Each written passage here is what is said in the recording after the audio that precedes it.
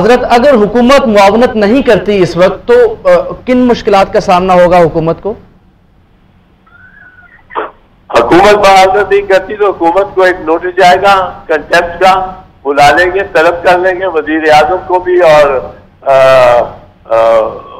जो और वजीर मिसाल के तौर पे ये राना सनाउल्लाह, आजम नजीर सादर, इनको बुला के 2 दिन की हेयरिंग, 2 दिन में वो कहेंगे कि ये फारिग है, ये यूसुफ रजा गिलानी, हुकम अदूली उसकी, और उसमें तो उसके पास एक डिफेंस था, उसके पास यूसुफ रजा के पास बड़ा स्ट्रॉन्ग डिफेंस ये था कि आर्टिकल 248 कहता है कि the president shall not be answerable to any court, shall not be answer.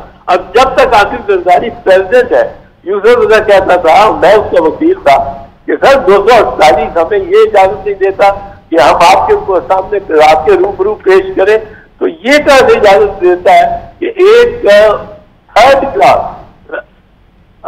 Magistrate class 3 of Switzerland उसके सामने अपने सदर को सरनगू करा दे, ये कैसा लॉजिक?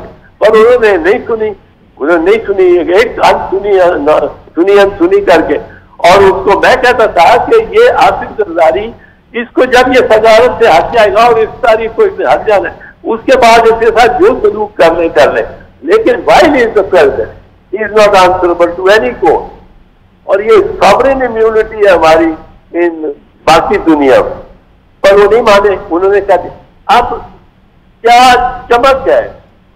मैं पूछता हूं शहबाज शरीफ से, जो कि यूसुफ रजा गिलानी में नहीं है, कि यूसुफ रजा गिलानी तो घर भेजा जा सकता है, ये क्यों नहीं घर भेजा जा सकता हुक्म अदूली के? सुप्रीम कोर्ट का ऑर्डर है, घर भी जाए और 5 साल के लिए डिस्क्वालीफाई भी हो। बिल्कुल ठीक। अच्छा सर, सारे मुद्रा सो मोटो के हवाले से सर, जो जस्टिस अमीनुद्दीन साहब ने और जस्टिस काजी फायज ईसा का फैसला था, उसके बाद जस्टिस अमीनुद्दीन बेंच से भी अलग हो गए, ये मामला भी दोबारा उठ सकता है कि ये चूंकि कॉन्टिन्यूएशन सो मोटो बेंच की चल रही थी, तो लेजिस्लेशन हो रही है असेंबली के अंदर, वो पूरी हो जाएगी, तो इस मामले को दोबारा उठा लिया जाए कि इस वजह से ये फैसला ठीक नहीं है कि सुप्रीम कोर्ट के खुद जजेस इस बेंच से उठ चुके हैं कि सो मोटो केस जारी नहीं रह सकता जब तक लेजिस्लेशन पूरी ना हो। देखो, सुप्रीम कोर्ट के जजेस ने तो ऐसी कारस्तानी करनी शुरू कर दिया कि अब शर्मिंदा ही होता है। मैंने तो इन्ना लिल्लाह राजिऊन पढ़ दिया था, पर आज हर रोज एक ऐसी खबर आती है जो शॉकिंग होती है। ये खबर आती है कि एक दिन मंदोखेर साहब छोड़ गए बेंच।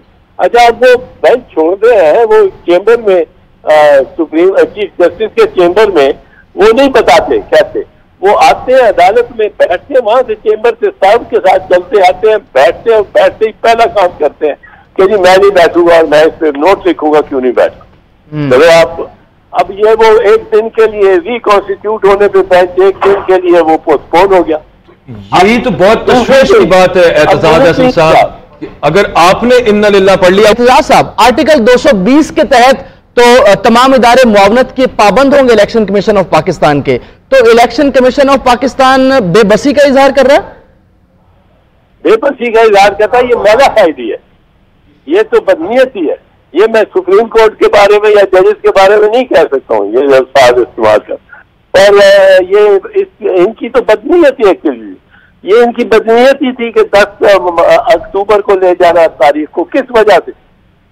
आप 30 अप्रैल की नोटिफाई कर चुके हैं डेट, और आप ले जाते हैं कि 10 अक्टूबर, और आपको पता है कि सुप्रीम कोर्ट ने कहा है कि 90 डेज के अंदर या एज नियरेस्ट टू 90 डेज आपने करना है, और आपने उसके तहत फिक्स कर दिया डेट, और फिर आप कर रहे हैं।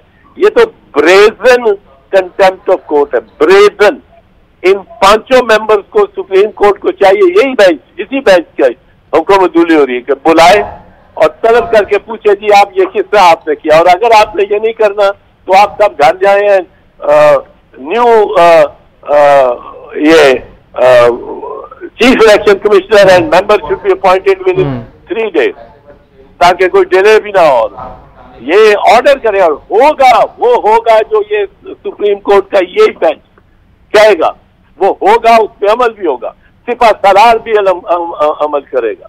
किसी के जेहन में कोई इसके बारे में भाव है तो ये भूल जाए। भट्टी साहब के प्रोग्राम में मैं 8-10 मरतबा ये कह चुका हूं कि जो सुप्रीम कोर्ट ने फैसला कर दिया वो अमल उस पर होगा, ये कोई फरार नहीं हो। सुप्रीम कोर्ट का है एतजाज साहब, लेकिन कुछ डिवाइड की भी थोड़ी सी बात कर लें, क्योंकि चीफ जस्टिस साहब जो होते हैं वो फर्स्ट अमंग द इक्वल्स ही होते हैं, बाकी तो तमाम जजेस बराबर है, फैसला हर एक का उतनी वेटेज रखता है। काजी फायज ईसा साहब ने जो हटाया रजिस्ट्रार सुप्रीम कोर्ट के हवाले से, उस पर 6 रुकनी बेंच बनाया गया है और जस्टिस एजाजुल एहसन उसकी सरबराही करेंगे। दूसरी तरफ हम ये देखते हैं कि जस्टिस अमीनुद्दीन और जस्टिस काजी फायज ईसा का एक फैसला आ जाता है, अभी लेजिस्लेशन हुई भी नहीं है। 4 जजेस जो आप 9 मेंबर बेंच का जिक्र कर रहे थे उसमें से 5 से इख्तिलाफ करके उठ गए और फिर बाद में 2 और अलग हो गए। तो ये जो डिवाइड है, क्योंकि तमाम जजेस का फैसला तो इक्वल है, उस पर कुछ रोशनी डालिएगा सर। मैं अकबर ये 2 साल से कह रहा हूं कि डिवाइड है, बड़ी सख्त डिवाइड है और एक खलीज है। 2 साल से लगा हुआ हूं। जब कभी मेरे किसी इंटरव्यू में सुप्रीम कोर्ट का जिक्र आया, वैसे नहीं लाता था, वहां पर जिक्र आया तो मैं ये बताता रहा हूं कि ये बड़ी एक खलीज है, एक बहुत इम्तियाज हुआ है और लोगों और जजों के माथे पे मोहर लगी हुई है। आप माथे को देख के बता सकते हैं, क्योंकि ये जब से उसने वजीर आजम पाकिस्तान शहबाज शरीफ ने कहा कि हमारे केस जजेस के सामने ना लगाए जाए जो हमारे खिलाफ, और भाई तुम्हारे खिलाफ कौन है? ये खिलाफ थे ये बदयाल और इजाजुल एहसन और जो नजीब अख्तर है, ये खिलाफ थे। ये तो 12 बजे इन्होंने अदालत लगा ली थी और अदालत लगा के इन्होंने जो पीटीआई की इसका सारा मंसूबा था और वो रूलिंग थी जो डिप्टी स्पीकर की, सब खत्म करके और गिनती करवाई और उसकी वजह से ये इनकी हुकूमत बनी।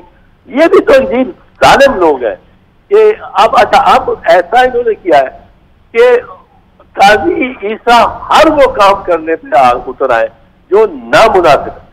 काजी ईसा एक दिन कहते हैं कि ये रेफरेंस जो की गई चीफ जस्टिस को इजाजुल एहसन और जस्टिस नकवी ने कि ये सुओ मोटो को इख्तियार करो, ये एक केस में थी डोगर का सर्विस मैटर था, उसमें ये किस तरह इन्होंने उठा दिया, 184(3) की तरफ किस तरह चलेगा।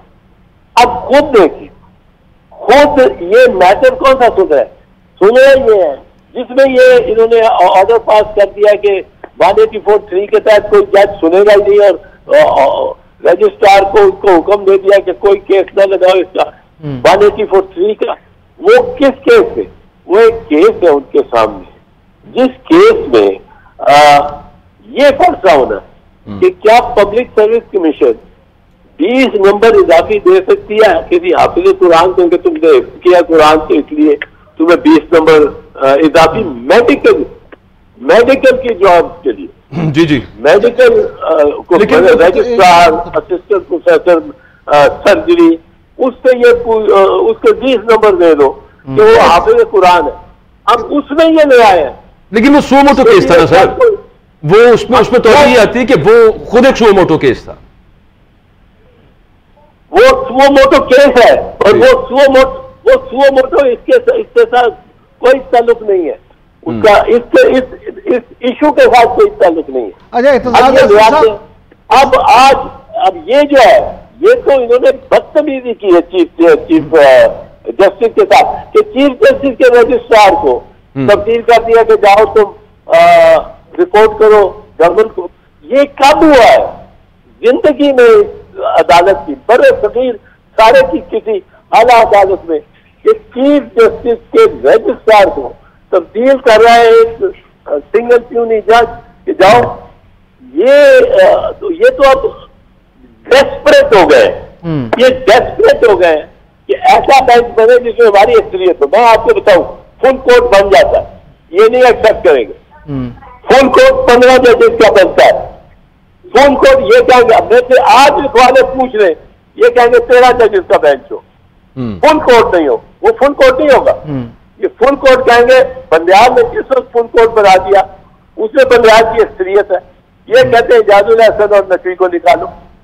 अब वो ये 15 का फुल कोर्ट है, मैं आज कहता हूं हमें मंजूर है, पर 15 ये माने फुल कोर्ट तो बात है, ये फुल कोर्ट नहीं माने। 5 मेंबर बेंच था, एतजाज हसन साहब, मंदू खेल साहब, उसमें ये नुक्ता आया फुल कोर्ट वाला भी, मंदू खेल साहब जिन्होंने एतराज किया इन 5 मेंबर जज से और वो खुद रिक्यूज उन्होंने किया, वो खुद कह चुके कि क्यों सुने फुल कोर्ट, यही बेंच फैसला सुनेगा। ये तो सब मामला हो चुका है। इमरान याकूब साहब कुछ पूछना चाह रहे हैं आपसे। एतजाज हसन साहब ये फरमाइएगा कि बाज लोग ये कहते हैं कि इस पूरे बहरान की इब्तदा उस वक्त हुई जब सुप्रीम कोर्ट ने पंजाब असम्बली में इत्तेमाद के वोट पे जो मामला किया, उस अदालती फैसले आर्टिकल 63A की जो है ना तशरीह के नाम पर असल में आइन जो है ना उसको रीराइट किया, इस पे आप क्या कहेंगे? नहीं, क्या रीराइट 63A वो जो वोट नहीं है, जी फ्लोर क्रॉसिंग के हवाले से सर जी, अब वोट काउंट नहीं होगा, जी वो सर, वोट काउंट नहीं होगा, वो बिल्कुल दुरुस्त फैसला है। नहीं सर, वो ये कहते हैं कि आइन के अंदर जो अमेंडमेंट की नवाज शरीफ दौर के अंदर अमेंडमेंट हुई फ्लोर क्रॉसिंग के हवाले से, और उसमें ये नहीं थी चीज कि अगर आप अपनी पार्टी के खिलाफ वोट देते हैं तो आपका वोट काउंट नहीं होगा, आप नाअहल हो जाएंगे।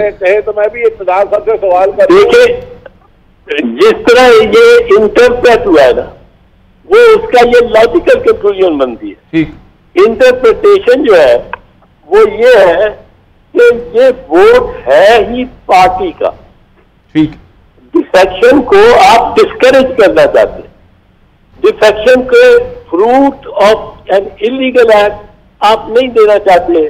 जिस बंदे ने वोट खरीद ली है या बाय किया है पार्टी से डिफेक्शन, अब उस when you do not want to give the fruit of the crime of the criminal act, of the illegal act to the person who has maneuvered the illegal act, और उसने ये defection कराई है, तो उसमें vote वो नहीं count होगा। ये लॉजिकल है, ये बिल्कुल लॉजिकल बात है, ये मंतक के मुताबिक।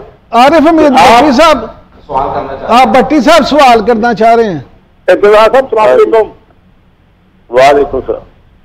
इतना साहब पहले दिन से ही फरमा रहे थे कि ये मुमकिन ही नहीं है कि 90 दिन से ऊपर एक दिन भी जा सके।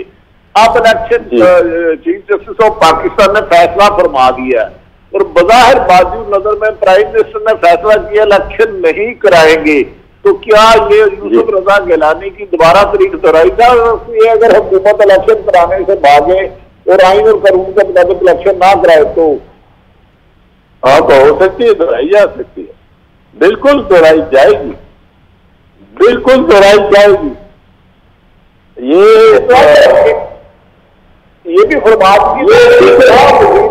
पाकिस्तान ये कह सकते हैं कि हम सुप्रीम कोर्ट का हुक्म नहीं मानेंगे, हम नहीं मानेंगे, हमें ये फैसला कबूल नहीं होगा। उन्होंने तो आइन का वो किया हुआ है।